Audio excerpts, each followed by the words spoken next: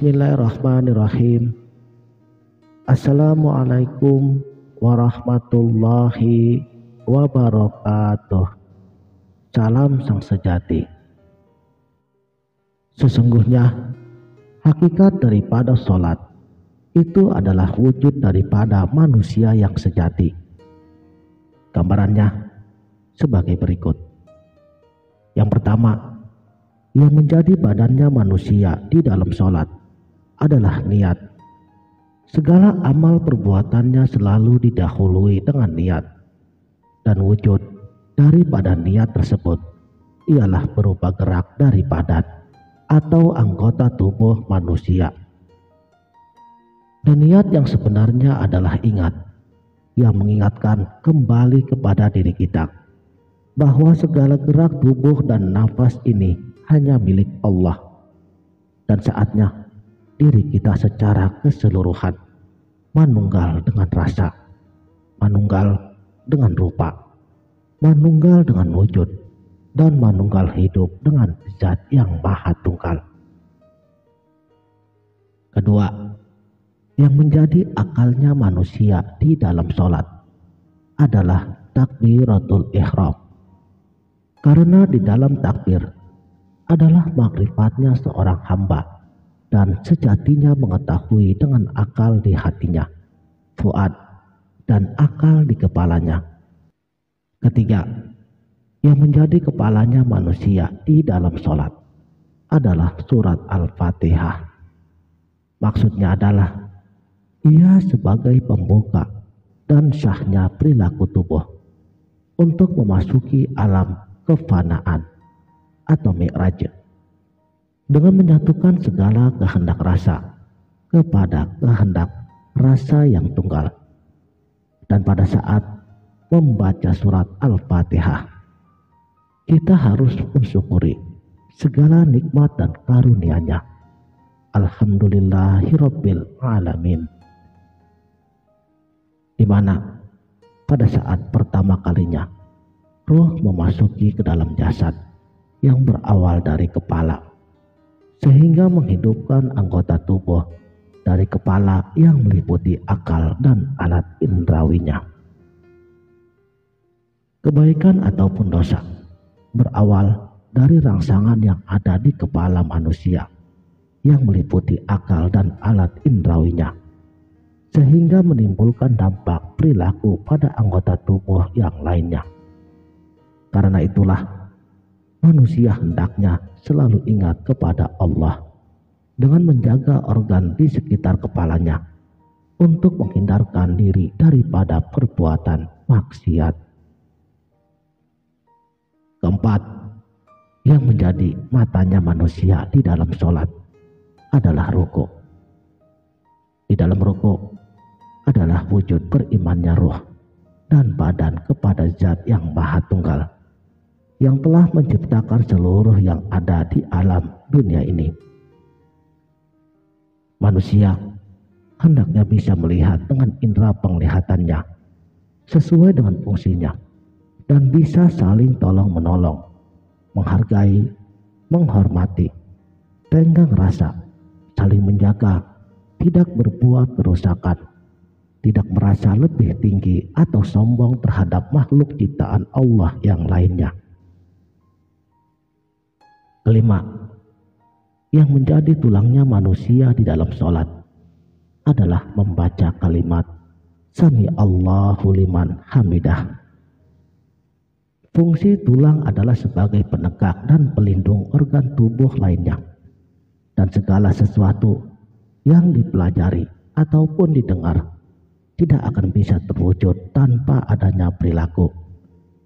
Oleh karena itu, kita hendaklah melanggengkan apa yang kita dengar, dipelajari, dan dipahamkan kepada perilaku nyata sebagai wujud ingat kepadanya dalam perilaku kebaikan.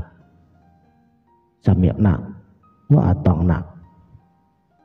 Yang menjadi otot atau urat syarafnya manusia di dalam sholat adalah sujud.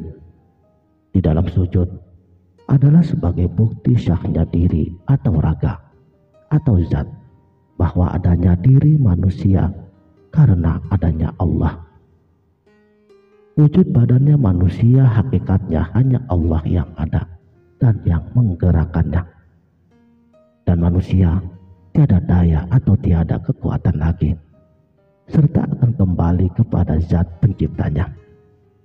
Dan apabila otot atau syaraf manusia tidak berfungsi, sudah mati atau kena penyakit stroke, maka ia tidak bisa bergerak dan tidak bisa lagi merasakan.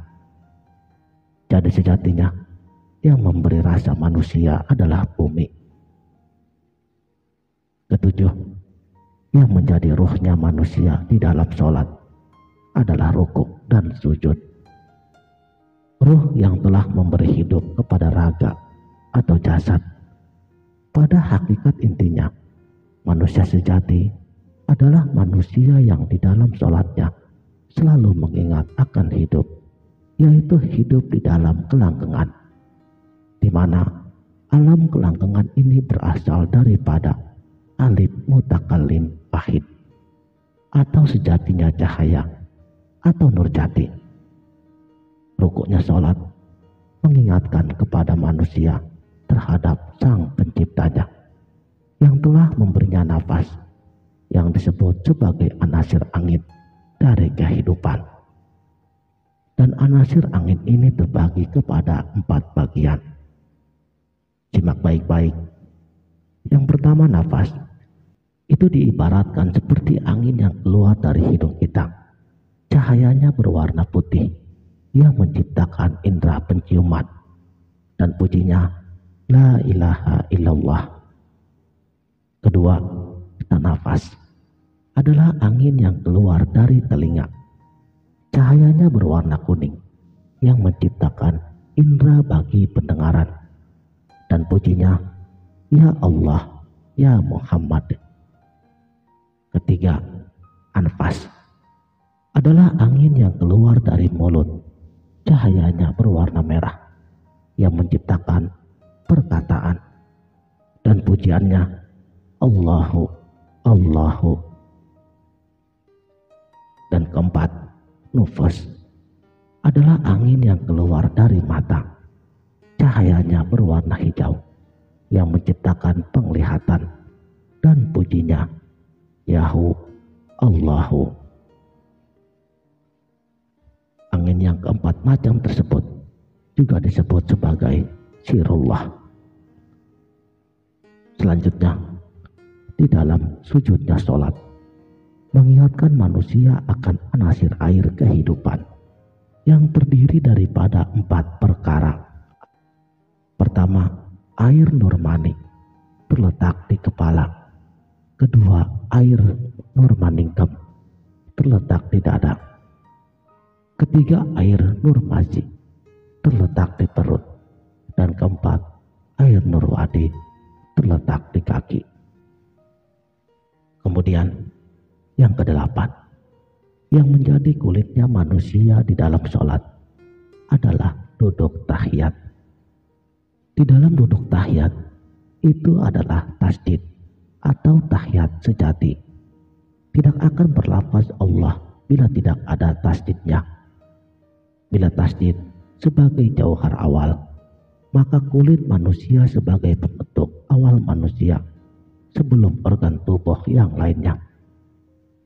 Coba bayangkan sekarang, bagaimana seandainya manusia tanpa kulit? Tentunya manusia tidak akan bisa hidup, karena semua isi di dalam tubuhnya akan keluar terburai dan mudah terkontaminasi oleh berbagai macam penyakit dan segala pengaruh buruk dari luar.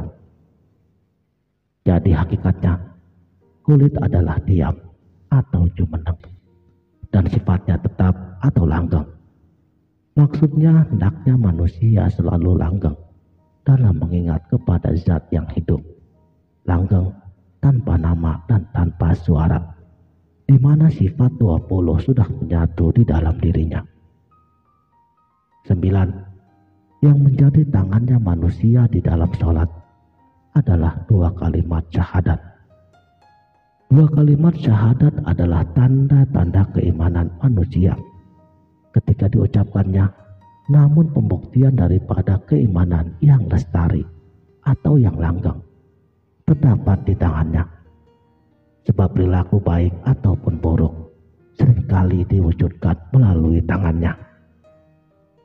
Contoh, ketika kita ingin memberi, maka kita harus menggunakan kedua tangan kita untuk memberikan sesuatu. Tidak mungkin kita memberi menggunakan kaki.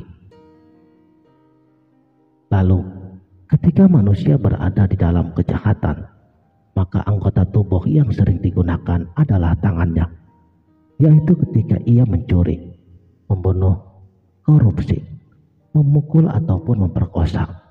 Itu pun semua awalnya melakukan kekerasan atau pemaksaan dengan kedua tangannya sebelum anggota tubuh yang lainnya. Bila secara berurutan, perilaku baik dan buruk seluruh manusia awalnya karena adanya rangsangan terhadap alat indera tubuhnya, sehingga menimbulkan reaksi gerak anggota tubuh yang lain.